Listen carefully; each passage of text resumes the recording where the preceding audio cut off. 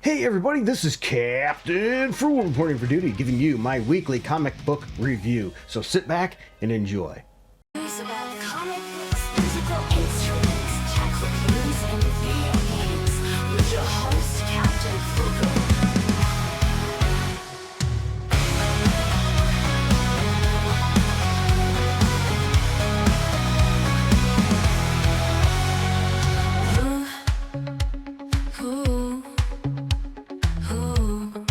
Welcome back, comic book fans, and welcome back to the channel.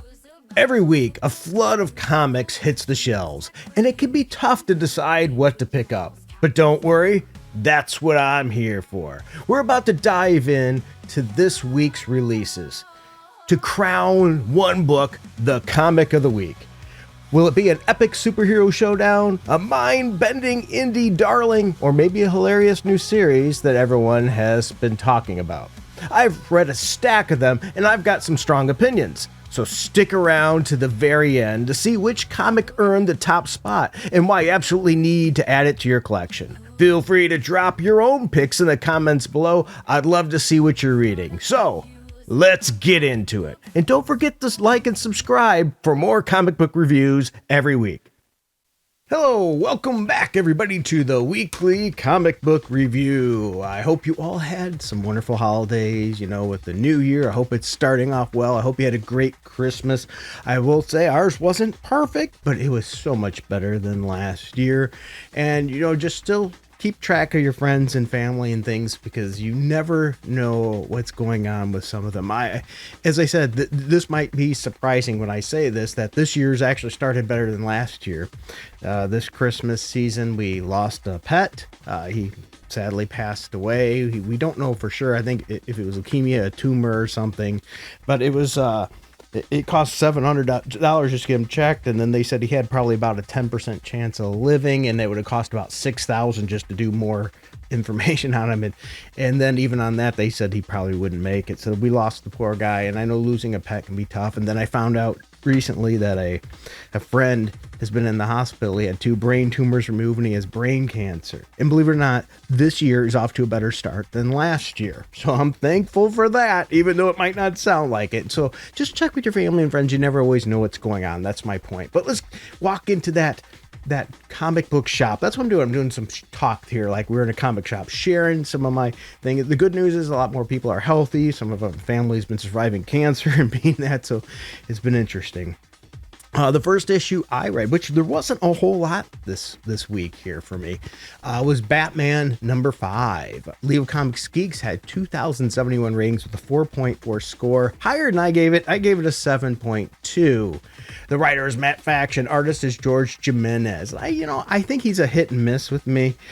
Sometimes I like his art, sometimes I don't. Anyway, we have Batman on a date here with Dr. Annika Zeller. And, well, she's got this experimental thing she's working on, and evidently she's been marked for death. This gang wants her dead, and all kinds of craziness ensues. And I have to say, I think I've had worse dates than this one, though. And you know what? There we go. If you've had a terrible date, I'd love to hear it in the comments below. I remember one early on when I was just beginning driving. This was before GPS, and I got lost because we were going somewhere I'd never been before. I had to whip out a map and all this stuff. It did not go well. And that's okay, because I look back on that person I'm glad I never ended up with, which is, put it that way. If you had a bad date too, let me know in the chat. I'd love to hear it. Though I do think this particular issue had decent art, but there is some cringe dialogue, especially with the doctor. Like, she refuses to leave the gift that Bruce leaves her, even though they're getting hunted to be, and they're trying to kill her. I'm sorry, but I don't think the person was like, let me get the gift because this date's going so bad. I still have to at least get my gift. That was stupid. I mean, it just didn't make any sense. Also, speaking of silly, we have Robin, Damian Robin. He comes to help, and he calls Batman by his name. I'm sorry, but Damian would know better to do that, would know to survey the area and things, so he gives away Batman's name. Huge mistake. It just doesn't seem like that makes sense here. Looking at other people's reviews, I see a lot of 4-star reviews, 5-star. I did see a 2.5-star review. So that's one. It says, It's amazing how one final page can ruin an entirely pretty fun issue. I think he's getting right there at what I said about it didn't make sense. I thought Tim was bad as it keeps in keeping identity secret, but I guess we can add Bruce and Damien to that mix now. Yeah, see, this person's saying the same thing. It doesn't make sense. This character knows better than that and should be better than that, so that's a gripe. Otherwise, I'm seeing lots of people that really like this issue. Like, I love the format Matt Faction has implemented with this title. Each issue is a standalone story. You know what? I like that too, how each one you could read and get a full story, even though we don't get the long overarching story. So I think that was a great point from John Hook. Where Stephanie Brown gives it 5 stars. This issue is a lot of fun, but I'm sad they changed Lady Deathman's name just a tad. Sure, the Ojo is still a little more serious and mysterious, but come on. A little camp every now and then in the comics is acceptable. So some people are generally liking this book, but it seems like a few people do side with me on the, come on, Damien should have known better. What's your thoughts? Should Damien have known better? The next book I read is JSA number 15. It had 212 ratings, 3.9 score. I gave the book a 7.7. So we're a little closer in this regard. Writer is Jeff Lemire, artist is Gavin Goudry. Anyway, this is the year 1 story that's giving us the classic heroes for more of a formation before the JSA was started. I think they have fun characterization in this issue and banter as well. I did like that. I enjoy these classic style of characters, a little bit more pulp, if you will. I also think this is a good story so far with good story progression. So if you like characters like the Atom, Flash, Green Lantern, Hourman, Sandman, you get some Spectre here. You get the Hippolyta Wonder Woman. We get Dan Garrett, Blue Beetle. We get a lot of characters here. Dr. Occult, characters that we just don't get as much of, and I find that interesting. But let's look at a couple other people here. We have this Raven, which is spelled really weird, gives it a 3.5 star. Still a good time. I don't think the arc is nastily decompressed, though. We're like 3 issues in and barely anything has happened. Now, I don't agree with that. I think this one is unfolding at a decent pace.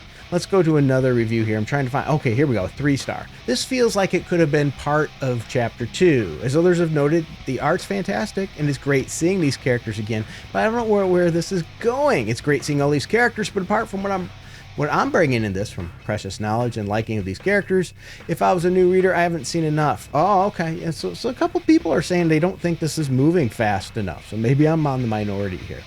Let's look at this one. It's a 3.5 star. A bit more focused than last issue, but I still feel like Lemire is kind of phoning this story in a bit. Still good though. Love spending time with these Golden Age heroes, especially Wonder Woman. Maybe that's it. Maybe it's the Golden Age heroes are giving me a Ruby Glasses perspective, and so I'm not seeing the story for what it really is. I don't know. Another person here, 3 stars. Another solid issue, but I'm getting worried on how this will wrap up in this arc in just 3 more issues. You know, and that's a good point. It is sort of a slow burn. They're introducing these characters more, giving us more depth on them, and building those relationships. But when we have a limited amount of issues, is it going to just all of a sudden ramp up too fast after that? Maybe the pacing could use some work. One more says solid setting and art. The writing is fun too, and that was 4 stars. So that's the JSA. Are you checking out the JSA? And the last book I want to talk about, yeah, there was only 3. Only 3. So JSA would be my comic book of the week, by the way, then, based on what I've read. The last one might surprise you a little bit, and that's The Amazing Spider-Man number 19. Had 384 ratings, 3.7 score, mostly positive, and I gave the book a 7. I know it's far from great, but I want to point out here, notice 384 ratings. That is incredibly low for Amazing Spider-Man. So it leads me to believe that once again, the current writing team is failing to keep and retain readers. There's no reason this book shouldn't have like 600 plus reviews. It's showing, and I mean, this doesn't directly necessarily show sales, but when you look and see the amount of people reviewing it steadily go down and down and down, that means less people are probably reading it because less people are actually sharing information about it. Now think, and the people that usually take time to write a review are probably people that are really into comic books. So this book is struggling in that regard. So the writer, Joe Kelly, you need to step it up. There's mixed views on the art with Pepe Larraz, and sometimes I think his art is good, and sometimes I don't like it very much. So it's definitely interesting. We have more of Spidey versus Hellgate. Yes, we do. Spider-Man goes against Hellgate again. So we get round 2 here and what's going on. And this is part of the thing here. I have to admit, this issue, the art was good. I liked it in this issue. And I was not looking forward to this issue at all. Let's be honest. It seems like right now Amazing Spider-Man's decent every other issue. And the reason that is we get an issue about Peter, then an issue about the other characters in the Amazing Spider-Man, the background characters, which for some reason to me has been more interesting than Spider-Man in space. It's just not doing it for me.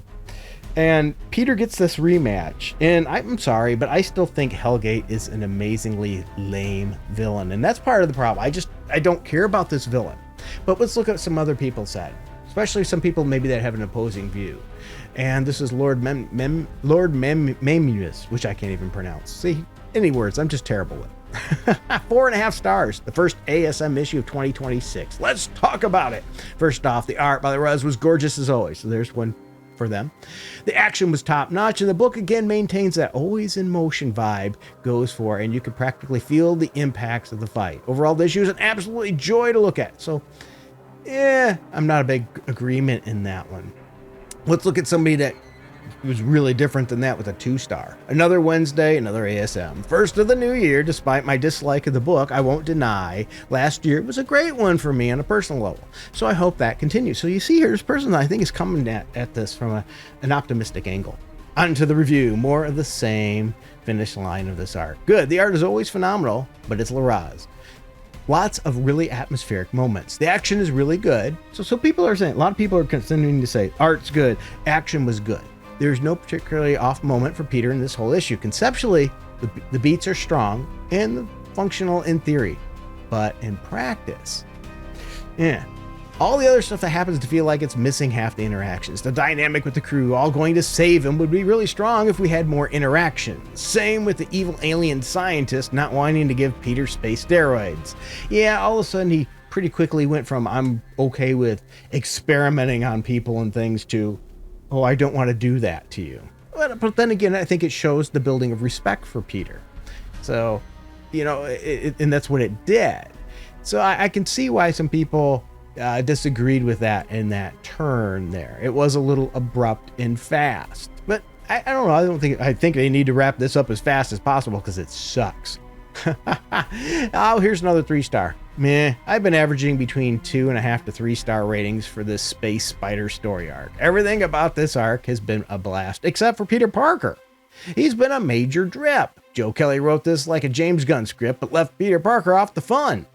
Yeah, so it's okay, no fun there, but let's look at a 5-star here. Something to balance it out. So good. The art, the writing, all of it. I'm huffed, mad, copium in the hopes that they could somehow continue being this character, Rayleigh, can be Pete's love interest. I don't agree with that. I'm sorry. Peter needs to be with MJ. I'm one of those classic people there that not a fan of this, especially when she's like, I don't love you, but I'm going to be with you. It just, it doesn't do it for me. Really, this book has a lot of mixed views. I see a lot of 3, 5, but the key thing I keep seeing is people saying they love the art, they like the action. The story is the disconnect there for a lot of people, and I agree. That's why I gave the book a 7 and couldn't get any higher than that. I did think for some reason the art really clicked on this issue. It did have action, but as I said, I don't care about the enemy. It doesn't do it for me, and Peter in space doesn't do it for me either.